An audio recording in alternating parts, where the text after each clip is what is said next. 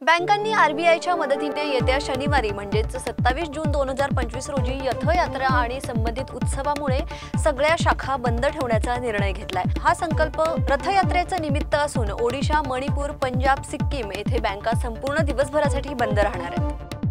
भारत सरकारने आता निवडणूक ओळखपत्र म्हणजेच वोटर आयडी घरी बसून अर्ज करण्याची सोय आणली आहे। मतदारांनी राष्ट्रीय मतदार सेवा पोर्टल म्हणजेच NVSP किंवा महाराष्ट्राच्या CEO पोर्टलवरती फॉर्म 6 भरून आवश्यक कागदपत्र अपलोड केली की अर्ज 15 दिवसात पाठवण्यात येणार आहेत। त्याचे प्रमुख टप्पे असे आहेत: NVSP पोर्टलवरती खाते तयार करा, OTP द्वारे प्रमाणीकरण करा, फॉर्म 6 भरा आणि ID पत्ता कागदपत्र अपलोड करा।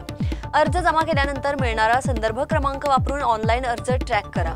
जर अर्ज प्रविष्ट झाल्यापासून 15 दिवसात वोटर आयडी घरपोच मिळणार आहे।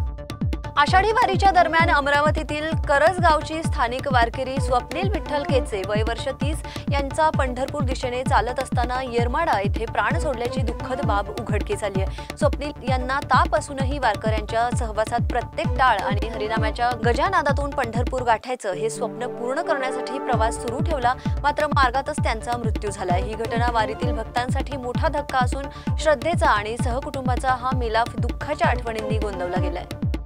विदर्भातल्या लोणार तालुक्याच्या सोमठाणा आणि वडगाव भागात झालेल्या ढगफुटीमुळे मोठ्या प्रमाणात पूर आला असून शेतकऱ्यांच्या पिकाचं मोठं नुकसान झालंय। वडगाव तेजन नदीच्या पुरामुळे मेहकर लोणार रस्ता बंद झाला असून सोमठाणाचे संपर्क तुटलेत आणि किसानांना शेती नुकसानामुळे त्रास होत असून स्थानिक प्रशासनाने तत्परतेने पंचनामे आणि मदत यावरती काम सुरू केलंय।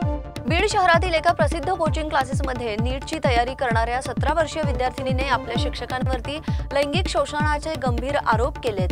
उमा किरण एज्युकेशन कॉम्प्लेक्स या कोचिंग सेंटरमधील 2 शिक्षकांनी वारंवार तिचे केबिनमध्ये बोलवून तिच्यावरती अश्लील छळ करून तिला धमकी दिली आहे आणि अशा प्रकारे शोषण केल्याचा आरोप पीडितेने केलाय।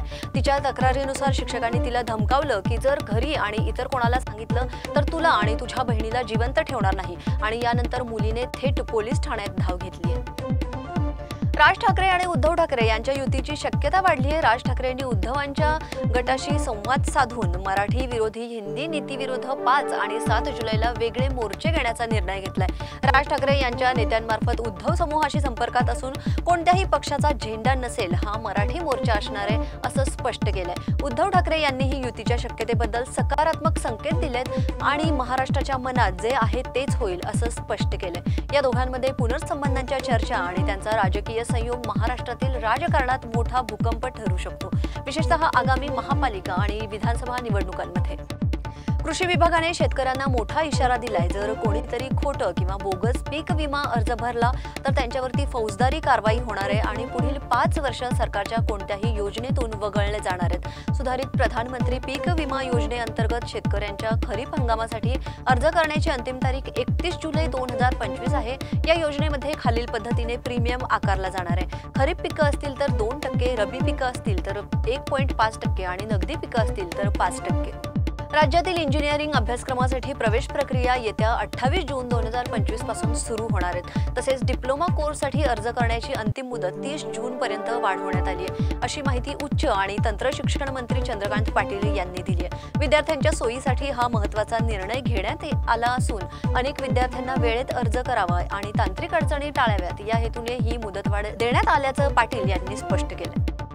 महाराष्ट्र नवनिर्माण सेनेचे अध्यक्ष राज ठाकरे यांच्या प्रस्तावित मोर्चाला परवानगी देऊ नये अशी मागणी सतीश सदावर्ते यांनी केली आहे। त्यांनी गृहमंत्री देवेंद्र फडणवीस यांना पत्र लिहून राज ठाकरे यांना पोलिसांनी तात्काळ ताब्यात घ्यावं अशी मागणी देखील केली आहे। सदावर्तेंनी आपल्या पत्रात म्हटलंय की राज ठाकरेंच्या मोर्चामुळे कायदा आणि सुव्यवस्थेचा प्रश्न निर्माण होऊ शकतो आणि त्यामुळे या मोर्चाला परवानगी नाकारावी आणि त्यांना ताब्यात घ्यावं। प्रसिद्ध मराठी अभिनेत्री शुभांगी गोखले यांनी आषाढी वारीच्या निमित्ताने भक्तिपूर्ण वातावरणात दाखल होऊन कॅमेऱ्यासाठी कलाकुसर करणाऱ्या लोकांवरती तिखट टीका केली आहे। त्यांनी म्हटलंय की मेकअप करून वारकऱ्यांमध्ये जबरदस्तीने घुसून भाकऱ्या भाजायच्या, त्या भक्तिपूर्ण वातावरणाचा विचका करायचा कशासाठी।